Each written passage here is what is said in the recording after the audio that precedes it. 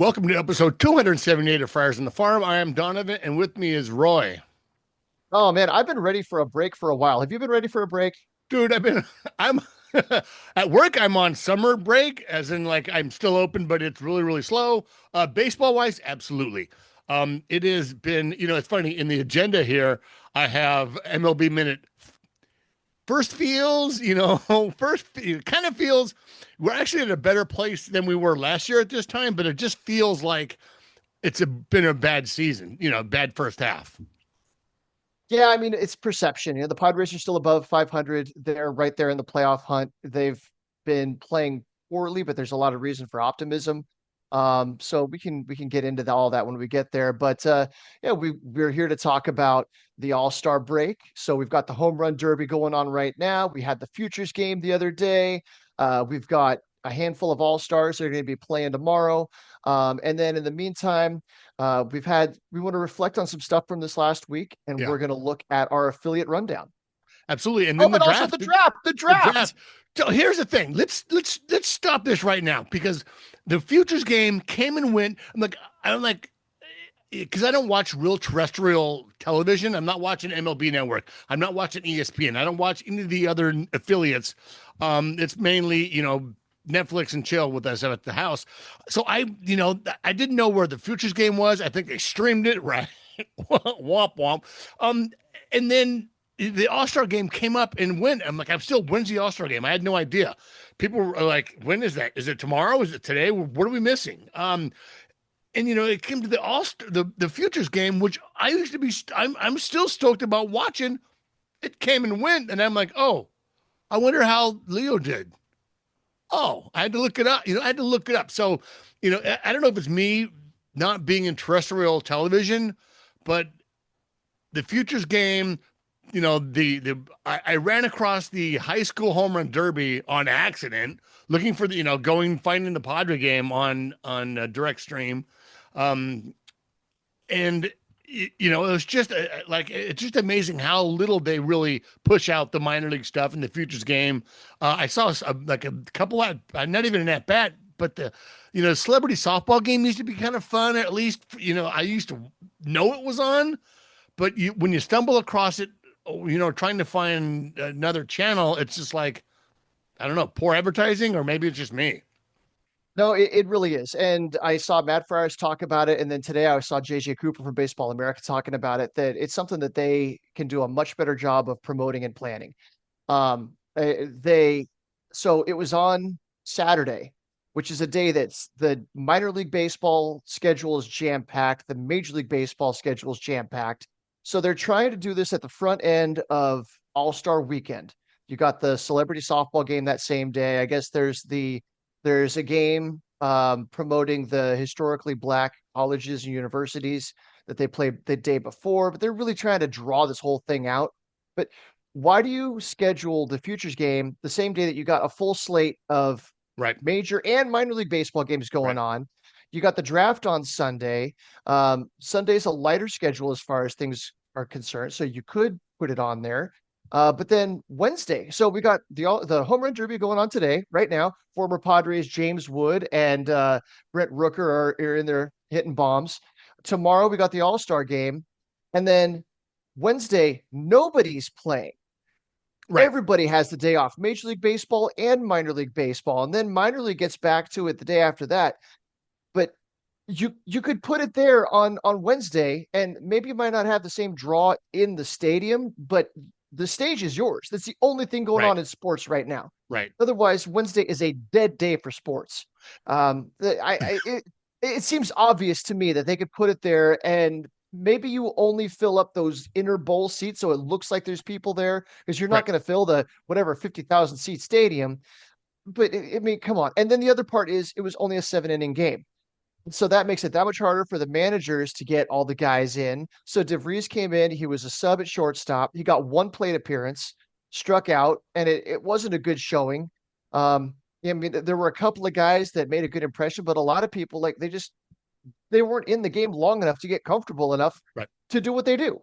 Right. And that's what it is. It's all about the big league show. Well, it's funny. I was thinking about the one baseball agenda that Major League Baseball has in the United States. It's so poorly. God, I wanted to watch it. And was it on ESPN too? I couldn't even remember what. It was on MLB Network. And so since we have the MLB TV to watch the Padres, it was streamed on that. So I was able Okay. to find it, but I only watched it because I knew that it was going on. There's nothing saying, Yeah. oh, hey, by the way, there's the Futures game happening right now. Like you pull up the app and it's like, here's all the big league games. And then you have to scroll down a couple of clicks to, oh, hey, there's the Futures game happening. Like Yeah. this should be a showcase. This should be a fairly big deal for baseball fans. You shouldn't have to be a nerd like us, a minor league nerd like us, to care about what's happening in the Futures game. Absolutely. And, I'm on X and social media enough to at least run it through an ad or something like that, or even the email through MLB. I've got I'm signed up for every one of my 9,000 emails I have. I didn't get nothing. Or if I did, I glanced over. I didn't, it's just amazing. So, boo boo for MLB and their futures game. It's kind of like if you're not well liked on social media, those algorithms kind of hide all your stuff. All those, the conspiracy theories are like, can you read this? Because my stuff isn't getting through. I kind of feel like that way about the futures game. But while we're on the minor league mentions, we are still selling the Chihuahuas, the Zamo shirt. I wore it yesterday. I went to my first game yesterday. We'll get into this a little bit later on, but I thought me going to the game would help Luis Camposano get a hit. I was up way. My mojo was way on the Western Metal Supply Company building, so I don't think my mojo works that far away. And no, he didn't get a hit, and we didn't stay but maybe 4 innings, and it was hot as it's hot. We don't like day games, but a bunch of friends went from high school, and I'm super old, so it was good to see those guys. And yeah, but we're selling the shirt. We're going to have the link in the description on all the socials. I'll tweet it out again. It goes for a good cause, people. It's for the Child Crisis Center of El Paso. Zamo in his quote, managers, man, they just like a good bullpen and 3-run homers. It's a cool shirt. So do that. Go online, find it, pick it up. All the proceeds from that go to the Child Crisis Center of El Paso. All right, so all this talk about the Major League Baseball just kind of trying to bury the futures game. The one thing that they're trying to force feed down everybody's throat is the draft. Yeah. And I think it's kind of funny that they're scheduling it in prime time for the first round, and they're trying to make it feel like the NBA draft or the NFL draft. We're excited for the Major League draft. Yeah. Because we love the minor league side of things, and you have to have the long distance vision to think about what these guys could become in 4, 5, 6 years. It's not like NBA, NFL, where the guy they draft today is going to be starting in the lineup a couple months from now. Totally different. And so I think it's kind of ironic that the guys that could be contributing later this year or next year in the futures game are lost in the shuffle. But, oh, hey, we're going to try to make the draft a must-see event when it really isn't. You're not going to hear Willett's name. You're not going to hear, was it Ethan Willits? Is that what his name was? The 1-1? Yeah. The guy that went first overall. I mean, if you're not watching this podcast and paying attention to baseball, minor league baseball, you ain't going to see that guy for another couple of years. And then you're going to go, oh yeah, who's that guy? Oh yeah, he's a first round pick. Maybe the Pirates or he was picked by the Pirates. Yeah. No, Nationals. Yes, Nationals. They have the 1-1 pick. Maybe the Nationals fan base is going to be high on that guy, but everyone else that that follows minor league baseball and minor league baseball as a whole won't see isn't going to see much of that guy for a few more years. Right. But who we will see, who we are interested in talking about here. Let's go over a couple of the guys that the Padres drafted. Yeah. So in the first round, this was a weird draft for the Padres. We're used to them having something middle front end of the first round. Well, the Padres are good, and so they're picking at the back end of the first round. They didn't get any competitive balance picks. They didn't get any losing somebody that got a qualifying offer. You don't get a pick for that. So the Padres had the 25th pick. They lost their second round pick because they signed Nick Pivetta, Yep. who had declined a qualifying offer for Boston. And then their next pick was in the third round, the 99th pick. So you got there's not a lot of pool money to go around, Right. and there's not a lot of front end selections. And so I feel like it's going to be a thin draft from the top, like from the superstar standpoint. But hopefully when we look back, there's a couple of the sleepers that show up. But anyway, in the first round, the Padres selected Cruz Schoolcraft, which, by the way, again, Padres picking some 60 grade names, Right. sometimes 70 grade names. I feel like that factors into it. Also, the height. So from Sunset High School in Portland, Oregon, 6'8", 250-pound lefty starting pitcher. Throws 92 to 94. He's got a fastball that topped out at 97. He's got a changeup in the low 80s with some plus fade, according to Clark Fahrenhold. A slider in the low 80s. He's the 9th straight high schooler selected by the Padres with their first pick in a draft. And then because the Padres signed Nick Pivetta, which I had already said. So as a result, their bonus pool is just $6.57 million, the third lowest among all major league teams. Interesting note on Schoolcraft was that his family has been a host family for the Hillsboro Hops. I thought that was an interesting little tidbit. So that gave him some exposure to players and being around professional baseball, albeit at the low A level. But that also made me a little bit sad because we were members of the Booster Club when the host family program was still a thing in Lake Elsinore. And you see the connection that the community winds up getting with those players. A lot of the people that are at every single game were in the Booster Club and were host families, and they wind up forming lasting relationships as like they're almost their children. Like they get invited to their weddings and like they're exchanging Christmas cards for the rest of their lives. And it saddens me that that aspect is gone. I'm grateful that Major League Baseball finally stepped up and said, we're going to cover all the accommodations and we're going to, cover some meals. So you guys don't have to worry about all this. But it does sadden me that that connection with the community is missing. Well, and I said that on X when I think Kyle Glazer tweeted that. I'm like, those host families, those were the days. Well, it's only been what, 3 years, maybe 3 years since the MLB started paying for the minor league guys housing. You guys were planning on moving into retirement, and that was being part of your right. Stick. My retirement plan, we covered the destruction of my retirement plan in at time on pace of what's going on. But and so that pushes all the, that really makes the host family, going back to the host family idea. You do have the draft leagues, you do have the summer collegiate leagues, all over America, from Cape Cod up to the Gold Pandas up in the Alaskan League. So families and communities still have that connection with players in the collegiate level, and some of the, in some of the draft leagues that are, that used to be the short season teams in Tennessee and through the Midwest. You have that, but the A ball, the high A, even going into double A, by triple A, remember, they already have families there, they're getting paid enough where they're they have roommates. But yeah, it's sad. It's a bygone era, and it's sad that it's bittersweet. We want to say it's bittersweet for us to be able to watch it as we start the podcast and then kind of watch it go away. Because we know a few people on Facebook, that were Booster Club families up in Lake Elsinore, and they go visit their players that are now major league players all over America. And it's like, and the players like, oh my God, that's my second family. And you see the pictures on social media. So it's the evolution of the game for the better. But, as things grow, as the sport starts to take care of its own, at least in the minor leagues, not necessarily at the futures game, it's good to see. But to go back to Cruz Schoolcraft, God, 6'8", and with the leverage that he has and the control that he has that young, some of the stuff that I read about him was the work ethic is just above and beyond reproach. And that's one of the things I think AJ Preller's, Chris Kemp, and those guys, they really do. They see the talent's there, but they talk to the guy. They get to know him more than just the player. They want to know what's going to make the kid tick, where his head's at.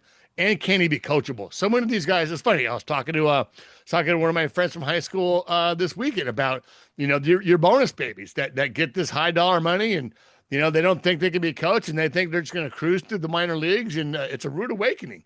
When you get a kid that is really good and he's coachable, because there's going to be failure upon failure upon failure and development upon development. Doesn't matter how good you are. You need to know that their head's going to be in the right place to handle that. For sure, for sure. Yeah, Chris Kemp talked about how intelligent Schoolcraft was. And I thought it was remarkable that they drafted 3 high schoolers in this draft, and the rest of them were all college guys, a lot of college seniors, college juniors. So you can see the strategy that they're going to try to save money. Because oftentimes college seniors are going to sign for $5, $10, $20,000 because they're just happy to have an opportunity to keep playing. So it's really like a relocation bonus. But in the 5th round, they selected Ty Harvey. So the other 2 high schoolers are both catchers. So Ty Okay. Harvey in the 5th round, and then in the 11th round, they selected Truett Madonna, which another great name, Truett Madonna. But high school catchers, that's a long play because catchers take a long time to develop. Mad Friars, whoever was behind the keyboard, pointed out that Ty Harvey has kind of a similar athleticism to his swing that Lamar King Jr. has, who was also a high school catcher draftee. So we'll see how it all plans out, but it's clear the plan is to save the money on all the college guys to sign those 3 high schoolers away from their college commitments. Yeah, the 3rd rounder guy, Ryan Weidman, um, out of college. It's funny to go back to the kind of the draft. Like I got home from the game a little bit, and then maybe like the 10th round or 10th pick, all high school guys. I don't know about the top 5. We had the top one was one. Ethan Holiday, all these kids were high school and IG Academy guys. And I think finally that the fear of drafting high school kids, particularly even high school pitchers, it has gone away. Like you used to have college guys, and the occasional you draft a high school kid and see what happens. But now they're getting them. I think the quality of baseball in America has gotten so much better with travel ball, with just the quality of the competition, that they're pretty polished when they get into high school. And you're a high school senior, you're committing to a 3rd year of college. So if you commit to a D1 college, you're essentially committing to, an A ball all-star division, you know what I mean? Or division in college. So if you can get those kids at the ground level like that, you may be able to stave off injury. You get them learning how to be a pro sooner. And I think with training and the way things are these days, and how the development has progressed, that you can get the high school kids and not worry about, you throw them in the system and they'll be out in a couple, several years, but the risk is no longer, isn't as high as it used to be. That's what I was trying to say. Okay, that's fair. On the flip side, you've got the NIL money now that these schools are allowed to throw some money at players to entice them to come. And so there's a lot of activity you see in the transfer portal. So even guys that are sophomore draft eligible, they're going through the portal and they're going to go seek another opportunity because they just had a good season. They're coming off a good season at a D2 or Right. a lower lower conference D1 school. Okay, I can transfer to Clemson. I can transfer to UFC and get myself seen and make some money. So there's a different game being played. And with the draft only being 20 rounds, where it used to be 30, 50. 40, yeah, it would run until everybody was done picking before. And so you're seeing less, I think you're seeing less high school players taken overall. At the top, I think they see that, okay, if we're going to invest the money, we want to invest the money in a high school guy that we can cultivate.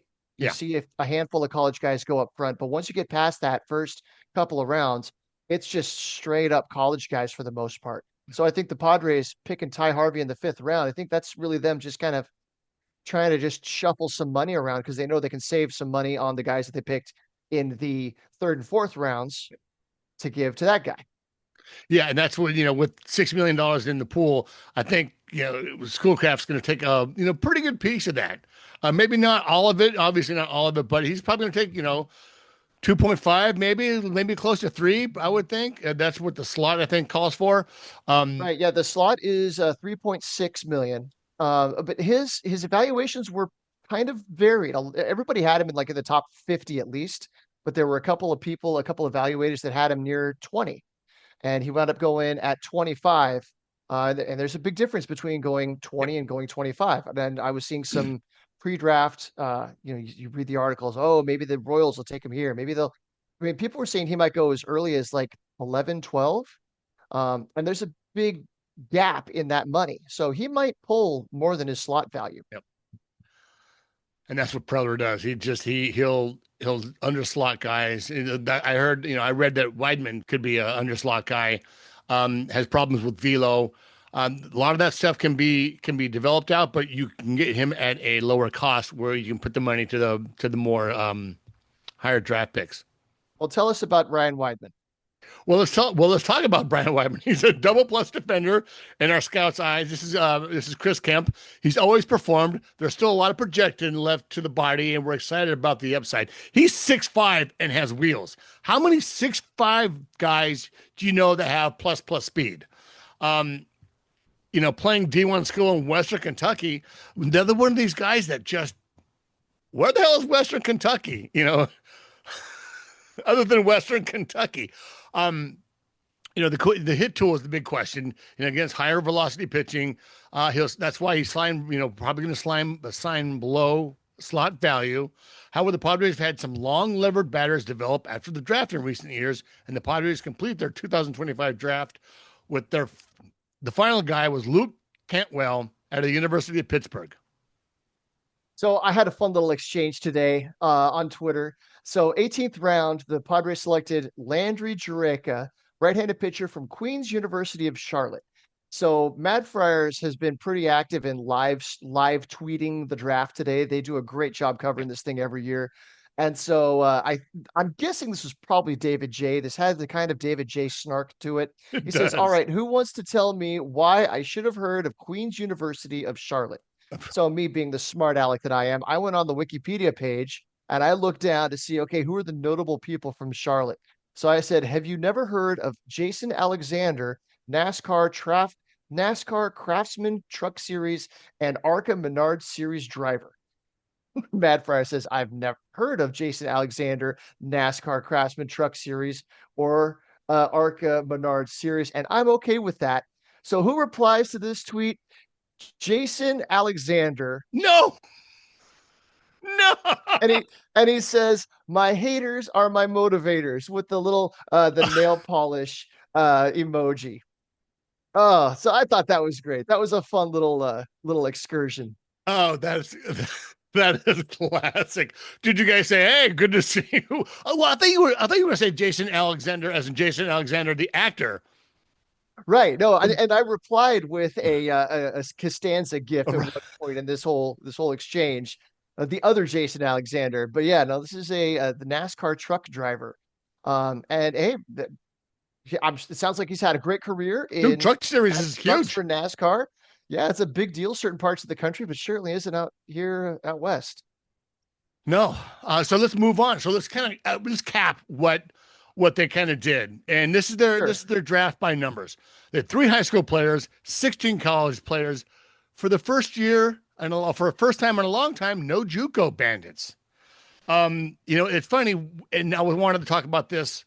A lot of those guys are going to be undrafted free agents, and that's where I think the scouting department has been shining the past couple of years, exactly with Victor Figueroa and Romeo Sanabria, with these guys and a couple other guys I can't think of the top of my head, but the undrafted free agent guys come out of JUCO, they get a chance to play, and they're much more, they're highly developed and ready for pro ball. And that's kind of the thing, is you get them undrafted, sign them for pennies on the dollar, get them in the system and see where they go. Right. Yeah. So this year, so if you're selected in rounds 11 through 20, the first $150,000 count towards the pool.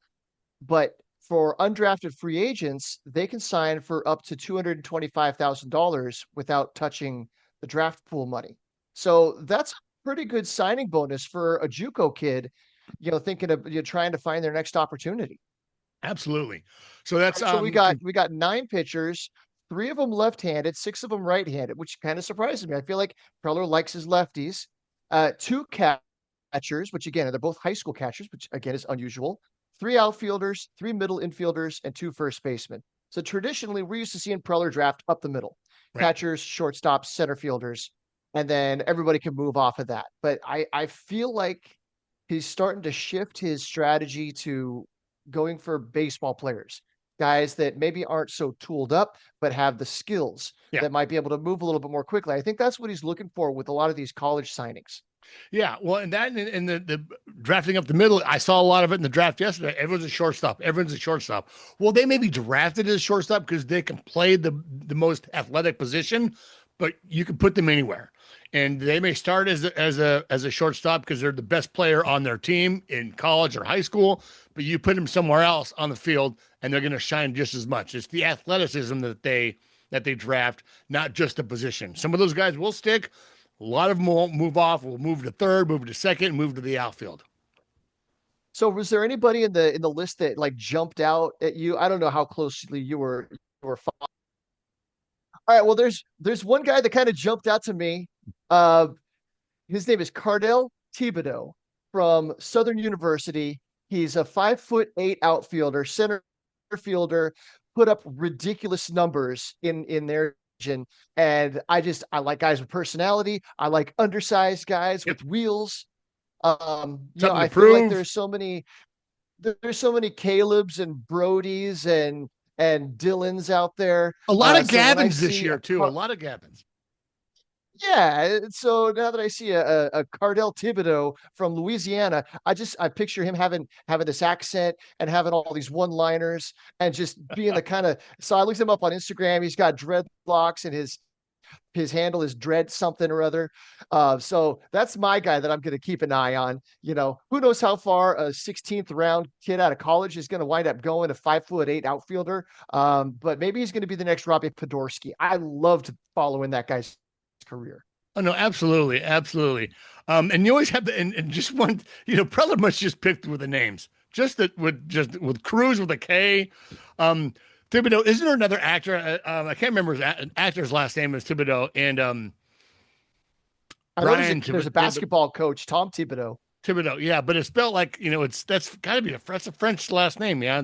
Thiub. Oh yeah, it's O-U-X. E-A-U-X at the end, yeah, like Go Tigers, yeah. All right, well, hey, let's move on. All right, so Major League Baseball, it seems like the Padres were finally starting to turn a corner right as we came screeching up against the brink. Took 2 out of 3 from the Phillies. I mean, going into that series, we were kind of looking at like, man, they just scraped out a couple of wins. Tough series against the Diamondbacks, and now we got the Phillies coming in here playing like gangbusters, and they went in there and they took 2 out of 3. But the big story of all of that was Jackson Merrill finally getting his legs back under him, having a 2-homer game. Dude, that was epic. The first time that beauty. Go ahead. We were screaming in this house when that first one went out, and then the second one was just icing on the cake. Like, so many balls have fallen at the warning track, hard hit balls right at somebody. Like, how much bad luck can one kid have? Well, and that's the thing is you want kids to, as long as it's hitting the ball hard, like I don't care if they're not, if they're in a slump, if they're hitting the ball hard and it's finding gloves, fine. Eventually those will fall. And I think Schultz said that as well. To have that against Zach Wheeler, like when I saw the rotation for these 3 games, I'm like, okay, there's a sweep. We're going to go limping into the All-Star break. And we watched the first 2 games and went to the one yesterday. But to have him hit two homers, the first time someone has hit 2 homers off, I think the reigning Cy Young winner since forever. I can't remember, like 2016. Like, it's been a while since someone hit 2 home runs off the reigning Cy Young winner. Right. Yeah. Nobody done it off of him this year. It's the first time he'd had 2 home runs hit off him in like a few years. And the stats that they put up after that were pretty crazy. So he's 22. He just turned 22 years old. So you talk about, okay, you got to stay with your process. You've got to trust that you're doing the right things. Like how hard must it be to be 22 years old and seeing failure, and still be able to just stick with it and not make dramatic changes? Like He didn't really change his setup. He didn't change. I don't think he really changed his approach. He just tried to grind his way through it seems. And it seemed, and that was such a mature approach because you saw with Tatis this season, he was struggling. He started kicking up the leg kick. He started trying to make adjustments to change his swing, change his approach, and eventually he got it going. But like he stuck with the approach, and that's the maturity beyond years with this kid that you don't see every day. And I know he's our guy, but you were starting to see those articles and in those little interviews with people talking about their second season slump, particularly with we just came through with the Diamondbacks, and it was Corbin Carroll had his sophomore slump, and he ended up having a fantastic season last year. And then all of a sudden he hits two bombs and he seems to be back. And it couldn't be happening at a better time because now you have Merrill going, you have Manny always on fire, you have Xander hitting 340 to get his average up to 260. I'm not sure what it was by the end of yesterday's game, but like starting to hit for a little more average. I mean, that average is going up, and I know average isn't everything, but the kid's hitting the ball a lot. And then it's like, okay, I'm going to now take a week off. Come back, and it's a 60-game sprint. Yeah, so Marty Caswell happened to have an incredibly timely quote. On July 12th, the day before this happened, Jackson said, I don't want to break, especially if I happen to find it in the next week and then we go on a break. Like, I'd rather just keep playing. So she says Jackson Merrill on why he wasn't looking forward to the break if and when he got hot. Naturally, 2 home runs the next day. So Andy Heilbrunn, she is so good at gathering quotes. And so she put this up here that Jackson said, and this really speaks to his maturity. So, quote, it helps me as a human more than it helps me as a baseball player. I mean, in baseball, the goal is to win and play good. So it's not helping me to play like crap. He said something stronger than that. But as a human being, just knowing that you're going to mess up and you're not perfect, that helps because once you realize that, you take that in with you to the game. Striking out 3 times a game, that sucks. It doesn't help the team. It doesn't help yourself either. So, the only thing you can build is your character and your level of being willing to take adversity. So that's kind of where I'm at. So that speaks to his upbringing. That speaks to what he's made of down inside. Yep. And I think it also speaks to the support system that he has around him, what he's hearing from his teammates and his coaches and everybody. Obviously nobody's given him pressure to find a way out of it. Right. It's just stick with it. You got to trust that good player is still in there. It's just going to happen. And you made a really, really good point. Like the upbringing is there, that got him to the major leagues, but the people around him, the players, the coaches, they're like, he's 22 years old. I can't tell you what I was doing at 22 years old. That was not good.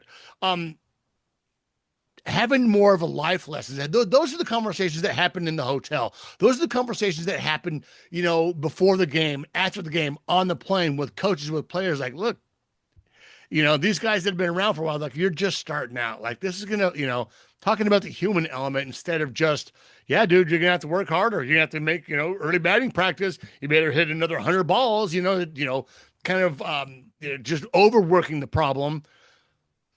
Stepping that back, creating a human, bringing in the human element to that, just speaks, like you said, to the people that are around him, the coaches, and his upbringing. Well, and on top of that, after every game, he's got a half dozen reporters coming up to him asking him, why, what are you doing? What are you trying? What happened? And then out on the field, he's got all these fans chirping at him all over the place. I'm sure at home it's mostly positive, but on the road, I mean, I can only imagine the stuff that these guys hear. Yeah, absolutely. And that's, but you're a professional baseball player, and he is a professional baseball player, and a budding superstar. So glad he's ours. Absolutely. All right, so a couple of notable transactions that happened in the last couple of weeks here. Yu Darvish, welcome back. He finally made his season debut. We kept seeing that he'd get ramped up. He'd do a rehab appearance somewhere, he'd throw a bullpen, then he's getting slowed down. Well, now he's back up. He's made 2 starts so far. He's looked really good in both of those starts. Yep. I thought even from get-go, the command was right there. Everything's moving. The velocity was up close to what we're used to seeing from him. So he looks great. And then the next one here, and I wanted to bring this up with you specifically because Luis Campusano got called up. Gavin Sheets went on paternity leave, and congratulations, Gavin Yep. Sheets brought a beautiful little girl into the world. I saw that posted to his Instagram. But Luis Campusano was brought up, played in the game yesterday. We'll see how long if he sticks around past the break. What do you think?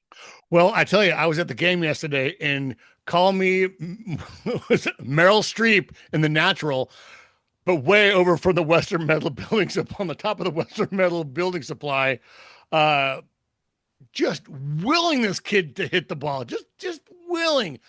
It's gonna happen. I'm here. I'm here, Campy. I'm here for you, dude. Were you And I tell you, your broad brimmed hat as the sunlight filtered through I behind didn't you? want you to fail.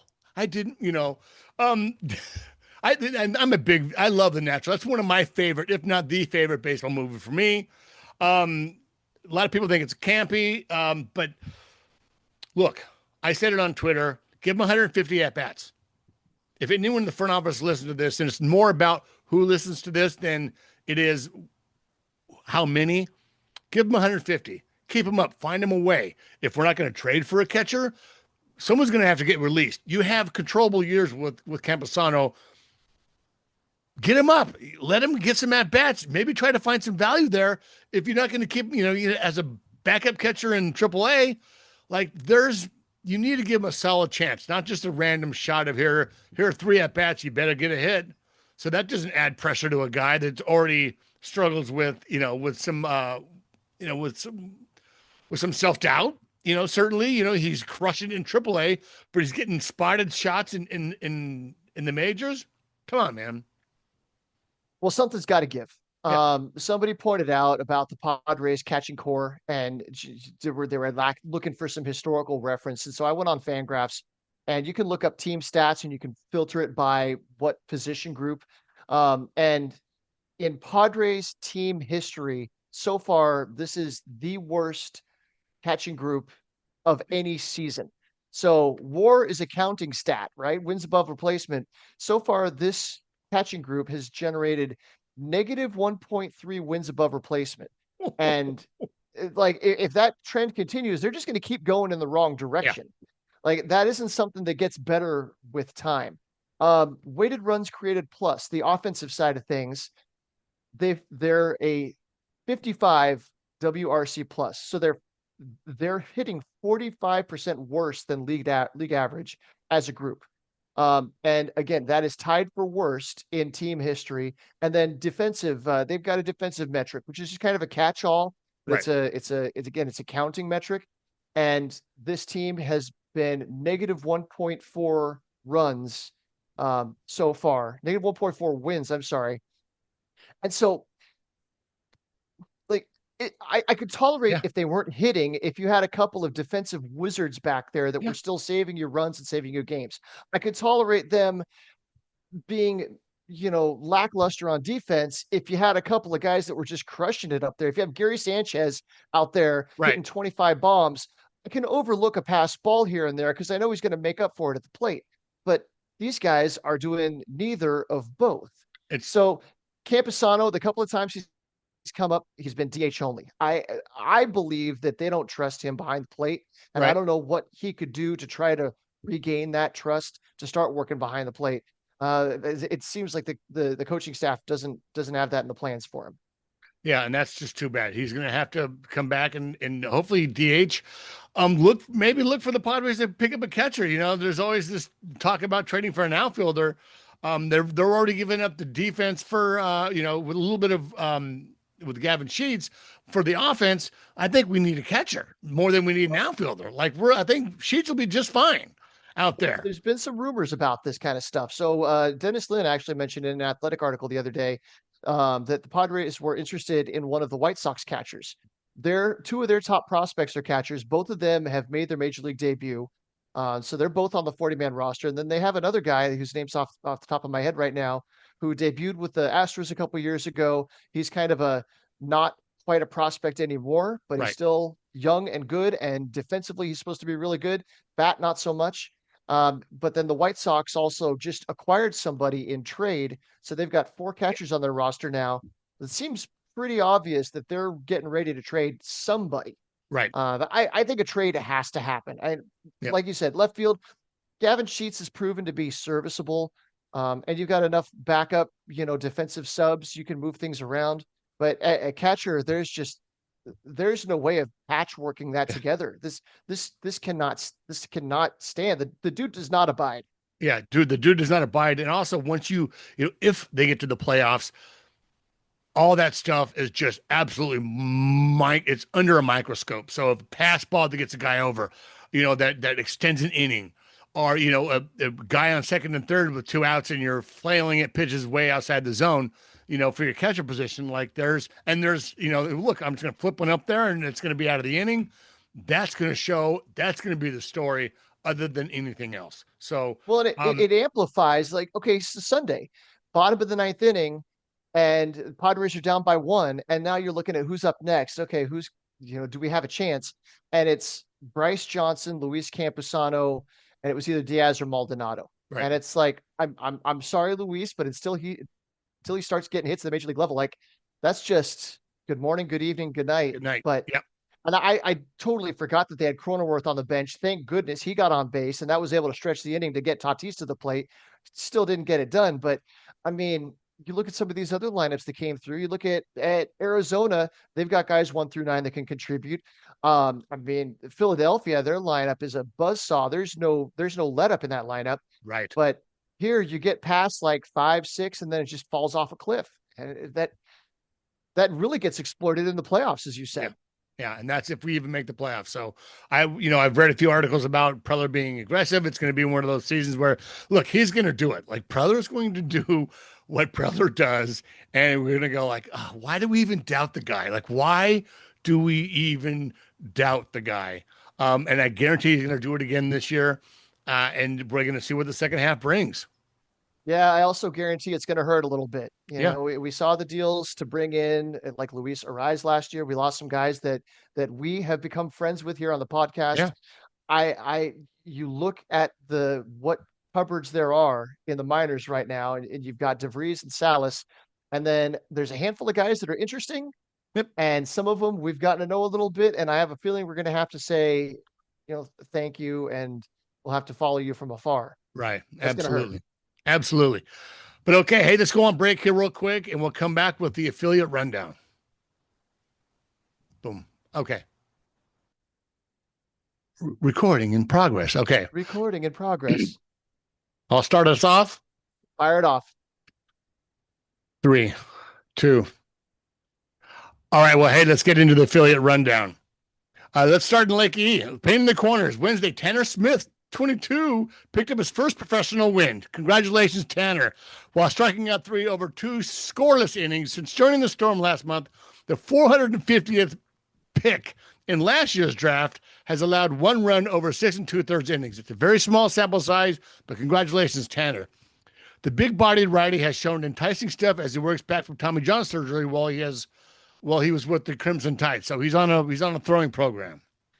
Yeah, the Padres drafted one guy today that just had Tommy John surgery. They're not afraid to do that.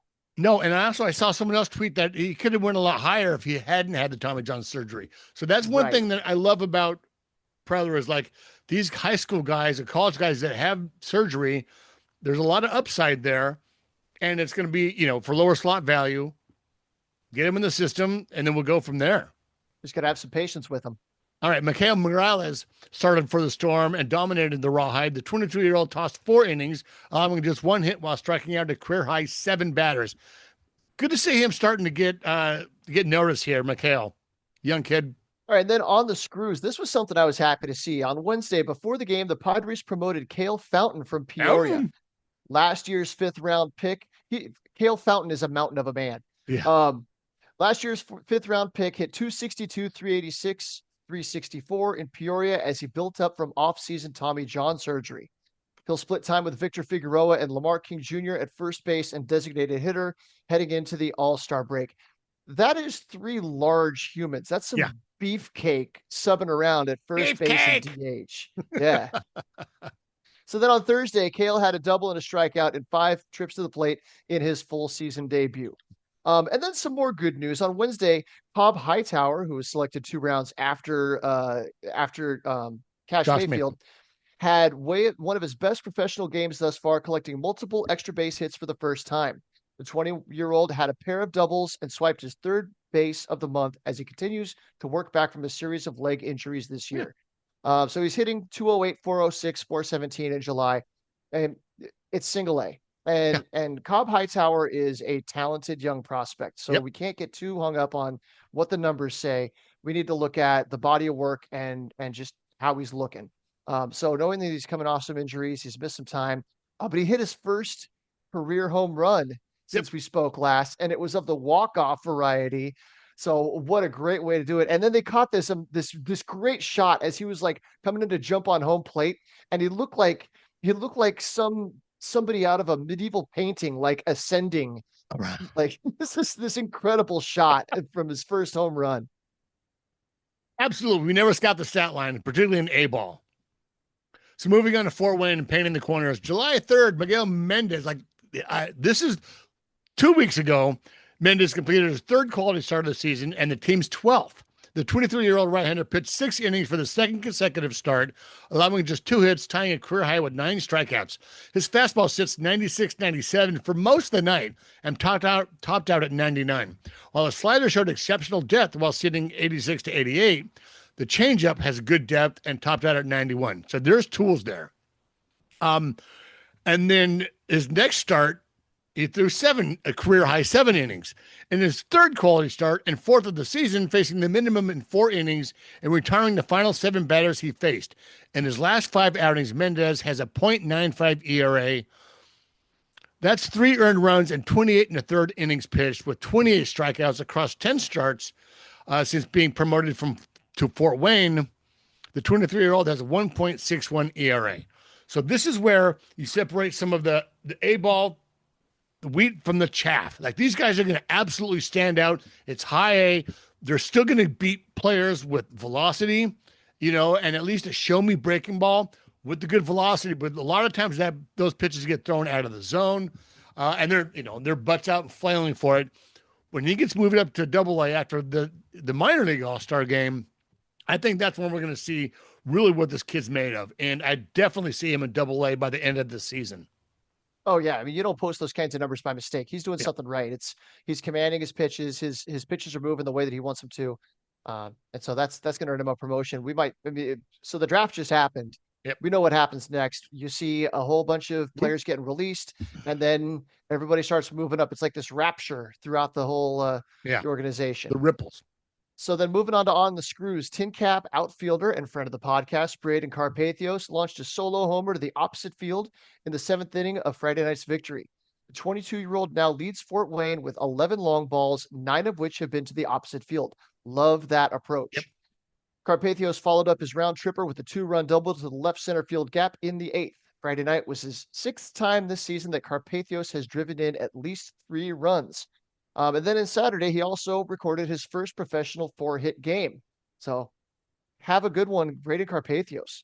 When I saw that homer too, a little bit of the baseball that I watched this week, an absolute tank. It was a good pitch. It was low and outside, and he stayed back on it and drove it the other way, and it went well up into the pavilion in left field. So tin cap shortstop Brandon Buttersworth, Montaguillo, they call him, Montaguillo, put together the performance of his career, going 4 for 5 with 2 singles, 2 home runs. Do they really call him that? They call him Montaguillo. That's Montaguillo in Spanish. So all his boys over there are calling Montaguillo. 2 singles, 2 home runs, and 3 RBIs. His second long ball acted as the go-ahead run in the 8th inning. It is the first multi-home run game of his pro career and just his second 4-hit game. This kid's coming on strong. A little bit of a slow start. Definitely coming on strong in the middle of the season. It's great to see that from Butters. The 22-year-old also leads high and is second in minor league baseball with 17 hits in July. His .395 average and 1.213 OPS are third in the Midwest League. He leads the team with 20 multi-hit games this season, and he's tied for second in the league with 33 extra base hits and ranks third with 136 total bases. So I think, was he a 4th, 5th round kid? I'd have to pull that up, Yeah, but I know that before the season, the talk was all about his glove, yeah, about what a slick fielder he was. He could play shortstop all over the infield. They didn't talk up his bat so much. So nice to hear that he's making a lot of that's contact and making it he's hitting ball with authority. absolutely. So moving on to San Antonio. So a couple of points on Tyson Neighbors here. A little good and then a little caution.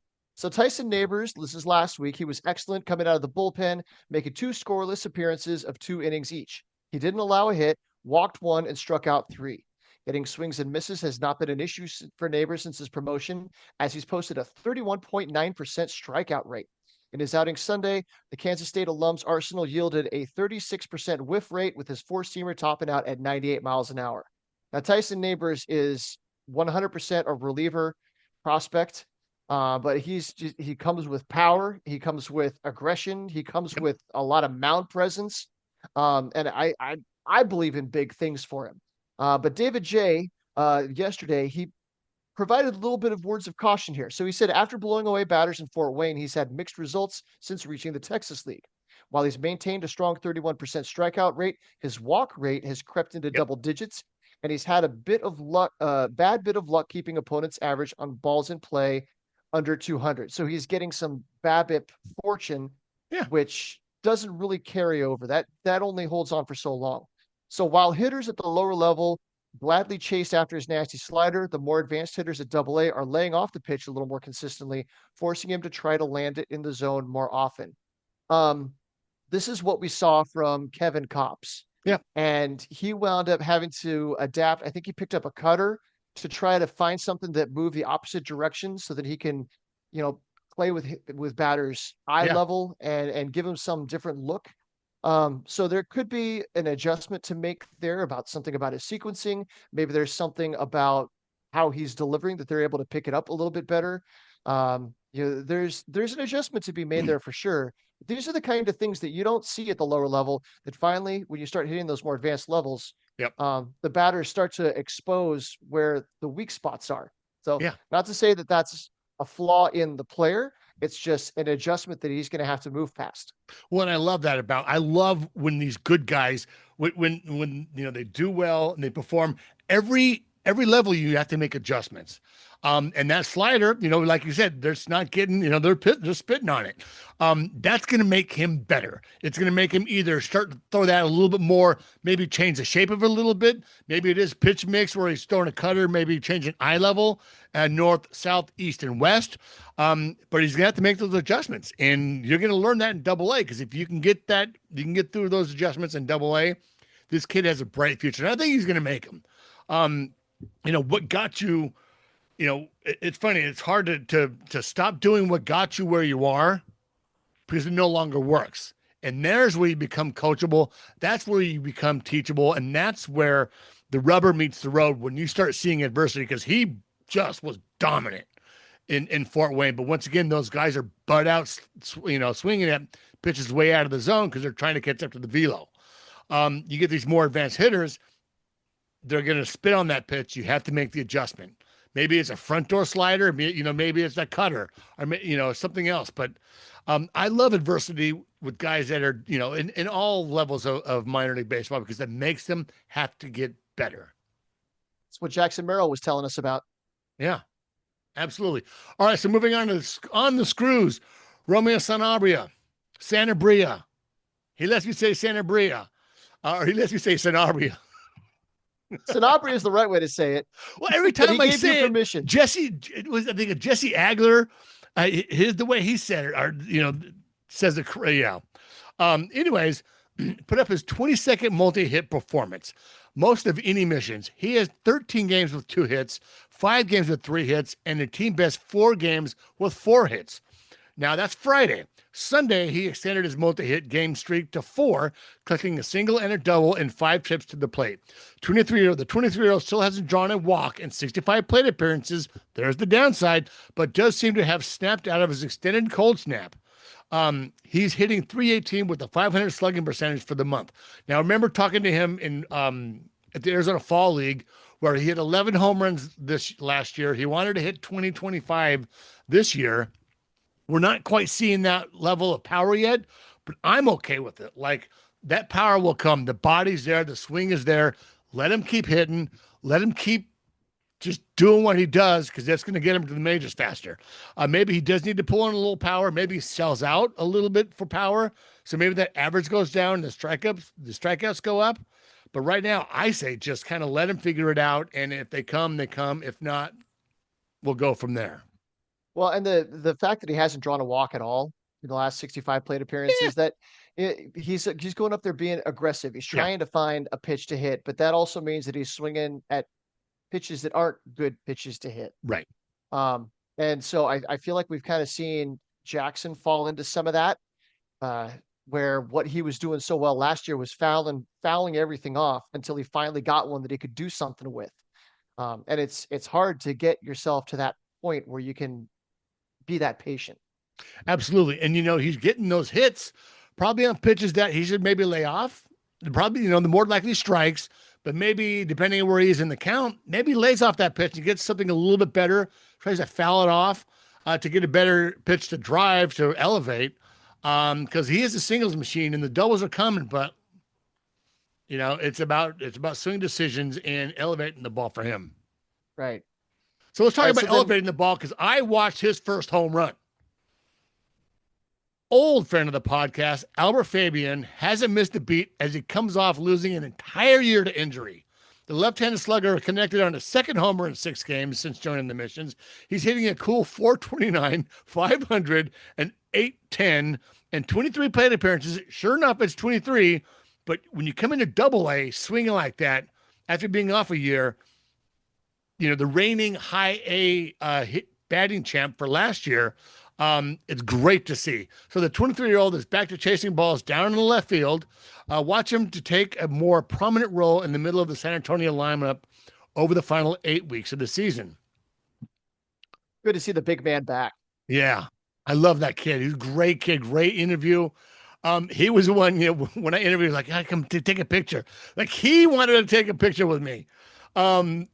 Which, as media, they frown upon that, but I'm like, hey, he wanted it. So great to see him back. We followed him this last year in the ACL.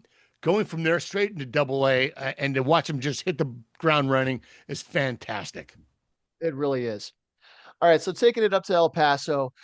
This last week, the El Paso Chihuahuas announced that the Knuckler is once again our truly Nolan Player of the Week. So Matt Waldron, 2 starts, 2 wins, 13 innings, 2 runs allowed, 11 strikeouts, 4 walks. We've only seen Matt Waldron up with the Padres for 1 start, and he got roughed up. It was against Philadelphia. It was hot. It was muggy. It was one of those days where it's hard to get a good grip on the ball, and I can only imagine what that does for somebody who's trying to throw a knuckler. And then against that particular lineup, but down in AAA, he's been really good. And as we all know, the Pacific Coast League is not a pitcher's environment. Right. So he's getting it done. I think the next time his number gets called, he's going to come up and he's going to be good. I think people just have a little bit of recency bias. They see that last start and they go, Right. I don't know, but it's still in there. And then I like this other part here. Despite being designated for assignment and then outrighted to El Paso, Logan Gillespie, age 28, shined in his 1 game of action last week, throwing 4 shutout innings in one of the best places to hit in the minor leagues, allowing only 2 hits while striking out 3 against 2 walks. Gillespie spent part of 4 major league seasons with the Padres and Baltimore Orioles, compiling a 4.63 ERA in 33 2/3 innings. It's the 4A grind. Yep. That I feel like he's in that spot where he's a professional. He's going to go down there and just take care of business in AAA. And when an opportunity calls, they're going to call his number and bring him back up because they know that he comes up, he knows how to get the job done. You're not bringing up a rookie who's Right. shaky, who needs to figure out how to do anything. Like, no, I know where my locker is. I know my routine. Tell me when I'm going in, get the job done. But I've noticed that a lot of teams are DFAing guys and then either retaining them like this because Yep. I think he had he may have had the opportunity to elect free agency. I believe he's been outrighted before, so he can. But he decided to stay with the Padres. Or a lot of teams are bringing guys back Yeah. on like they're re-signing them. So you'll see DFA'd, released, signed to a minor league deal, DFA'd, released, and there are guys that have had this happen like 3-4 times already this season. So I think teams are what they used to do was to manipulate the injured list that Yep. somebody's got, oh, they got a strained calf, they've got a sore pinky toe, so they're going to go hit the IL. And baseball has locked down. I think the Mets got smacked for doing that. And I think that was making an example out of them because the whole league was doing it. Yeah. So I think they're being a little more strict about IL manipulation, that you really need to have a demonstrable injury to go on the injured list. So this is what's happening instead. Guys are getting DFA'd and then retained within the organization. I think Logan Gillespie is in that spot, but kudos to him for being a pro and just going about it and patiently waiting for his next opportunity. Yeah, the days are over that you're too drunk to play, a la Mark Grace, and they put you on the IL. Or Yeah. back then it was a DL. Like he was so drunk the next day, like he can't play. They put him on the DL. Oh, The Yankees released DJ LeMahieu. they did. I saw that. That's just crazy. Well, But I mean, you look at what he's done the last couple of years, and you see his why. performance has fallen off a cliff. And I guess Yep. before the season, he told the staff that, like, I can't play third base. Don't expect me to play third base. It's physically too demanding for me. I can't do it anymore. And he doesn't have the range to play second base anymore. So he's pretty much first base DH.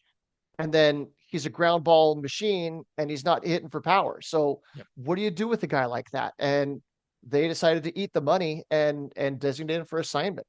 So it's a rough way to see a career end. But you brought to mind Adam Ottavino. I wanted to look up his transaction log. I'm probably wasting time here. But he was one of these guys that has been designated for assignment and then signed again a bunch of times. Like they DFA him, they release him. The Yankees, in April he got DFA'd 3 times in the month of April and Wow. brought back with the Yankees. Yeah. Just right. And LeMahieu, he's a big boy. He's got that pear kind of shape, big trunk, big trunks there, his legs. Looks like a ball player, but he's gotten older and he's not doing what he used to do. He used to be a fear hitter. He's 37 years old, and I can't help but wonder what Jake Cronenworth might look like at that age. Because he's on because we got a lot of guys on long-term deals. Let's see, Jake Cronenworth is under contract until 2030. He's 31 and a half now. So 5 years from now, he'll be pushing that age. And I've always thought that that's kind of a decent parallel for him. He can hit for pretty good average. He's a line drive hitter. Yeah. First base, second base. I feel like they're kind of a similar profile. It's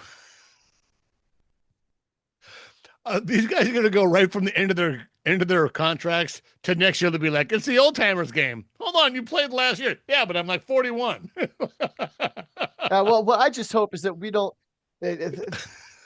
I'm so tired of seeing the Padres bring back retreads in spring training. Like I get it. Every once in a while you hit on one. You hit like last year, they had Donovan Solano and Peralta that clicked. But I mean, Nelson Cruz and Rougned Odor and Robinson Cano, and then this year with Yuli Gurriel, like it's painful watching the process play itself out when you're like, this guy's been washed up for a couple of years. What are we doing here? So I really could see DJ LeMahieu showing up in Peoria next spring, and I don't want to see it. God, that's so true. And this where the development of the minor league system is really a big thing. That's why we don't, we have to get these guys because we don't have that much talent. And I believe a lot of organizations are the same way. They find someone that's just they're gonna fill a roster spot that they don't have a deep, depth in the minors. So it'll be interesting to see once again how the trade deadline kind of works out with who goes for what we get and how long that team control is. Team control. Yeah, we were talking last spring about, oh, hey, we finally feel good about the team's depth. Well, right. That depth has not panned out. Yeah, it hasn't, and with someone like Brett Sullivan going, you can't even look to him to do it. I can't remember. Duran, I think, is the other catcher in AAA. And with Campy just in limbo, and it's so sad to watch that happen in real time. It really shows the weakness in the system. So we'll see how the trade deadline goes, and we'll go from there. But let's finish it up with Brandon Lockridge. Well, I do want to point out before we move on, the Brandon Valenzuela is down there in San Antonio. He's hitting 247, 328 on base, and slugging 414. Those aren't astronomical numbers, but he's having a pretty darn good season for a switch hitting catcher. And I know there are a lot of people out there that would like to see him get a look. Yeah, absolutely. We love Brandon Valenzuela. But if Campy's not going to hit in Major League, if he's not hitting the majors, he's going to be down there. Duran's going to be down there. Maybe one of those guys asked for the release. But Valenzuela needs to get up to AAA again. Like, he got a little cup of coffee last year, struggled, I think, for a bit, and then was down in AA this year because they signed both Diaz and Maldonado, pushing everyone down.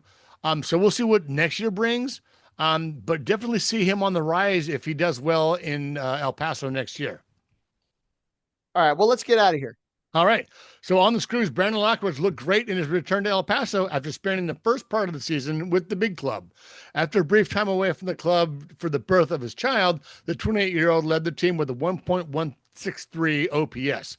He raised base 13 times and with four extra base hits, while spending 4 games in center field and 1 in the left. Lockridge will work to hone his base running and improve his defensive routes to earn a trip back to San Diego. Another one of these guys who has fleet-footed, probably play the field. It's the consistency at the bat. And the consistency is fine when you're in AAA, but you come up, you absolutely have to hit.